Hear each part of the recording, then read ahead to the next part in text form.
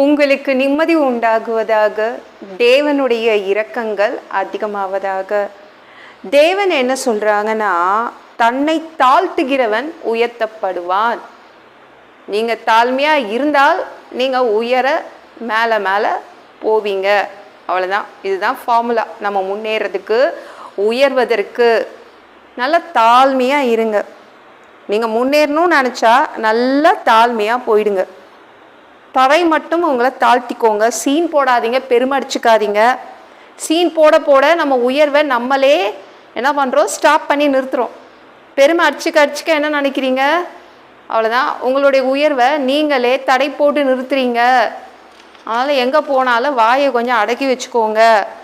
ஐயோ நாங்கள் அப்படி, எங்கள் அம்மாவோடைய வீடா அப்படி, என் பிள்ளைங்களா அப்படி இப்படி, என் சொந்த ஊரா இப்படின்னு நீங்கள் உட்காந்து பெருமை அடிச்சுக்காதீங்க. வாயை நல்லா மூடி வச்சுக்கோங்க.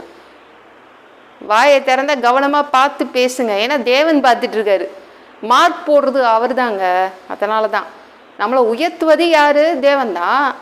அவர் உயர்த்தணும்னா நம்ம வாயை திறந்து ஏதாவது தப்பாக பேசிடக்கூடாது. பெருமை அடித்து பேசாதீங்க, சீன் போடாதீங்க, விளம்பரம் பண்ணிக்காதீங்க. சரிங்களா? கவனமாக இருங்க. உங்களையே அடக்கி வச்சுக்கோங்க, உயர்ந்துடுவீங்க. ஏன்னா தேவன் பார்த்து மார்க் போடணும்.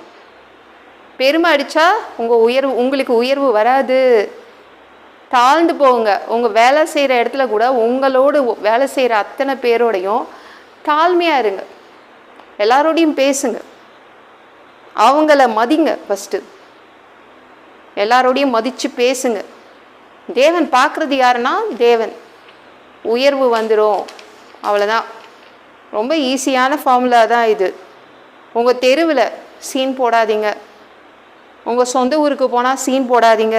சுற்றி இருக்கிறவங்க கிட்ட விளம்பரம் அடிச்சுக்காதீங்க. கண்டிப்பாக உயர்வு வரும். சரிங்களா? நம்ம இயேசுவுக்கு ஞான ஸ்நானம் கொடுத்தார்ல, அந்த பாஸ்டர் ஒரு பெரிய பாஸ்டருங்க, யோவான் ஸ்நானகன்.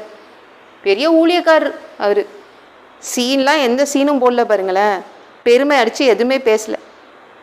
நீங்கள் மத்தேயு 3:11 அவங்க என்ன பேசினாங்கன்னு கேளுங்களேன். மனம் திரும்புதலுக்கென்று நான் ஜலத்தினால் உங்களுக்கு ஞானஸ்நானம் கொடுக்கிறேன். எனக்கு பின் வருகிறவரோ என்னிலும் வல்லவராய் இருக்கிறார். அவருடைய பாதரட்சைகளை சுமக்கிறதற்கு நான் பாத்திரன் அல்ல. அவருடைய பாதரட்சைகளை சுமக்கிறதற்கு நான் பாத்திரன் அல்ல. இயேசுவுக்கு ஞானஸ்நானம் அவன் தான் கொடுத்தான், யோவான் ஸ்நானகன். அந்த பாஸ்டரு, அந்த ஊழியக்காரரு, அவர் என்ன சொல்கிறாரு? இயேசுடைய செருப்பை தூக்கிட்டு நடக்கக்கூட நான் லாக்கி இல்லை அப்படின்னு தன்னையே தாழ்த்துறான் அந்த யோவான் ஸ்நானகன். அதனால தான் தேவன் இயேசுவை அவங்கிட்ட அனுப்புனார். நீ ஞான ஸ்நானம் கொடு. தாழ்மையாக இருந்தாங்க. நம்ம தாழ்த்திக்கணும். அப்போ தான் நல்ல வாய்ப்புகள் நம்மளுக்கு தேடி வரும். இப்போ யோவான் ஸ்நானகன் நல்லா தாழ்த்திக்கிட்டதுனால தான் இயேசு அவங்களுடைய ஊழியத்தில் அவர் என்ன பண்ணார்? ஞான ஸ்நானம் எடுத்தார். அதனால தான் யோவான் ஸ்நானகன் யாருன்னு நம்மளுக்கு தெரியுது. பைபிளில் யோவான் ஸ்நானகன் பேர் இருக்குது. ஓ, இயேசு ஞான ஸ்நானம் கொடுத்தார், இயேசுவுக்கே ஞான ஸ்நானம் கொடுத்தார்ல அந்த பாஸ்டரு அப்படின்னு நம்மளுக்கு புரிஞ்சுக்கிறோம். அப்போ நம்மளுக்கு பெரிய பெரிய வாய்ப்புகள் தேடி வரணும்னா, நம்ம உயரணும்னா நல்லா தாழ்த்திக்கோங்க. தாழ்த்தி பேச கற்றுக்கோங்க. ப்ராக்டிக்ஸ் பண்ணுங்கள் எவ்ரிடே. சரிங்களா? வீட்டிலேருந்தே ஸ்டார்ட் பண்ணலாம். அது உங்கள் பிள்ளைங்களுக்கு கூட ரொம்ப அவங்கள மட்டம் தட்டி பேசாமல் அவங்களுக்கு மரியாதை கொடுக்க கற்றுக்கோங்க. சரிங்களா? அவங்களையும் நம்ம மதிக்கணும். சின்னவங்களையும் மதிக்கணும், பெரியவங்களையும் மதிக்கணும். பெருமையே அடிக்கக்கூடாது, சீன் போடக்கூடாது, விளம்பரம் பண்ணக்கூடாது. அப்படி இருந்துட்டிங்கன்னா கண்டிப்பாக உங்கள் உயர்வை யாராலையும் தடுக்க முடியாது. 2 பேர் ப்ரேயர் பண்ணுறாங்கங்க.